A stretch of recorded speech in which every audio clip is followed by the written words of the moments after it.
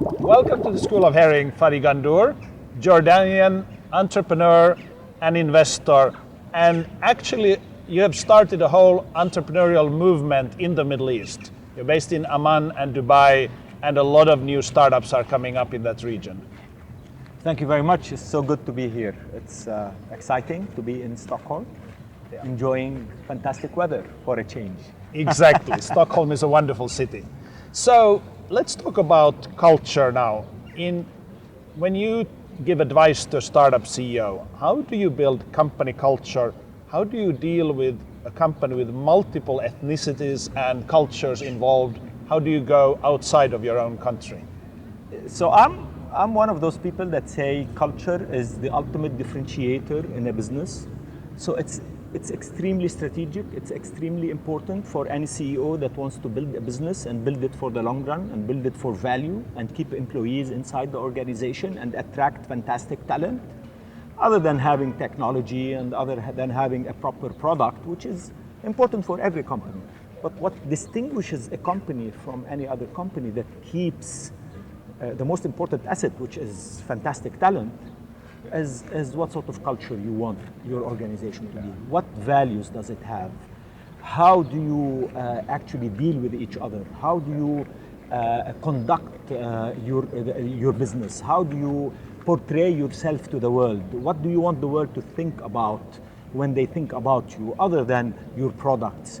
Why should you be the company that people want to come to? I mean, these are very serious issues that CEOs at any level of a business, at any level, from a startup stage up to growth, up to really big businesses, they need to think very seriously and go out and actually talk that culture, walk that culture, make it happen, engage the people that are inside the organization, because it will take a while for that culture to happen. And it's not a policy. Yeah. Do you think that culture is just the CEO and the personality of the CEO, or does the culture start in the organization? Well, it definitely starts in the organization, but the key person in this company, in this story, is the CEO and the senior team. Because if they don't play ball, if they don't want to be part of that process, if they don't lead it, if they don't walk it, if they don't make it, people won't believe.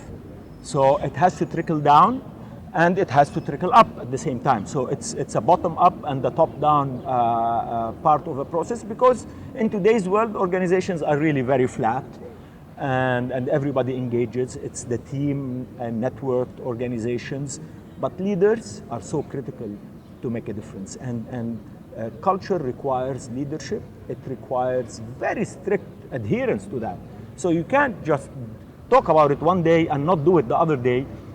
You will have serious problems in that. So, and having a discussion inside the organization as to how do we want to really look like from the very early days is critical for the future. I mean, this is what makes you look at the Googles, the Facebooks, the Microsofts. Each has its own different way of doing things. They don't all look the same.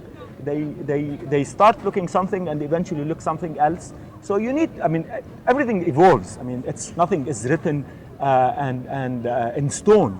You will evolve, you will change, because in the world of the 21st century, in the world of accelerated change and development, you have to change with it.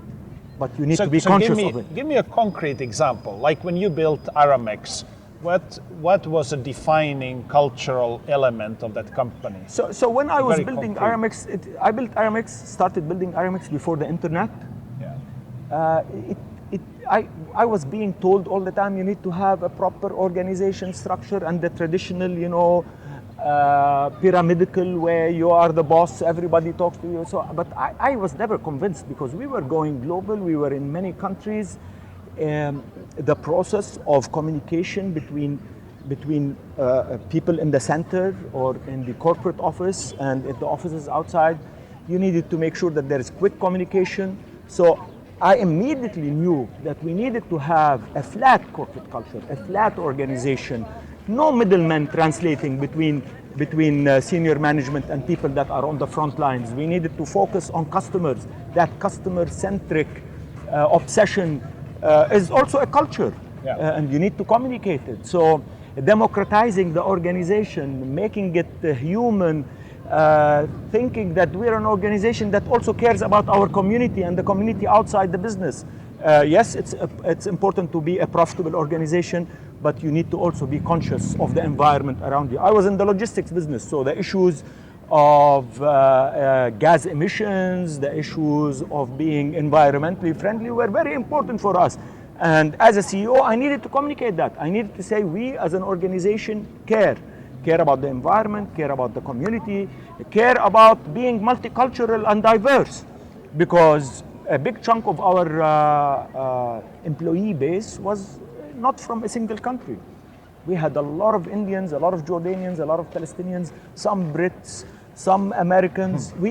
So that common culture of the company was the common culture of the whole organization. So whether you're American or Indian or Chinese or Jordanian, that corporate culture actually was the glue that kept us together. Did you have to change something in your own persona? You were the CEO, but did you learn something from the organization that made you change your own culture because of what the company was becoming? Totally. I think the company drove me to where I am today. It shaped me. I didn't learn anything. I didn't go to business school, so there was nothing to learn in school for me. I learned in the business. And because I did not have that education in business, so I didn't have any preconceived ideas about how organizations should be shaped. So that eventually I learned as I was building the business, it shaped me, and the requirements of the clients and the marketplace and the expansion globally shaped my worldview. And thus the organization was a learning, evolving, agile organization that effectively eventually said, okay, I discovered how exactly a global organization should be run, because it told me, our managers on the front line told me, we can't wait for you to decide for us. You don't know more than we do. We are closer to the client, and we are the people that need to decide. So I was competing with the DHLs, UPSs, FedExes of this world. Who is this small company coming out of Jordan that's gonna beat multi-billion-dollar organizations? And we thought the best way for us to do it is to actually be much faster than they are. Did you write down your culture Totally. on a paper so that everybody could see it? Not only that, I kept preaching that story, and it is today a requirement for every single person that comes into the organization. Before he does anything, his first thing that he does is that here's who we are, here are our values, here is our culture, here is how we conduct ourselves inside the organization. And we also tell them you're expected to conduct yourself in a similar manner when you're not in the organization, because you are a representative of the company. You cannot have two personas and to be schizophrenic. If you work in an organization that really cares about itself, this is not very ideological, but you need to be generally a person that fits into what we want to say to the world that we are. Because what you do with your neighbors, what you do in a restaurant, is a reflection of you, especially when you are a B2C company. When everybody knows who you are because you say, I work for this company, and then suddenly you're automatically branded. And if you carry the brand, you'd better respect that brand. So you said your organization is flat hierarchies, customer focused, moving fast, multicultural with multiple different people in the group. Absolutely. And you train every employee in the culture. Has to. And initially, when we were building the culture, just to go back to the story of employees, some of our managers could not take it, and they left.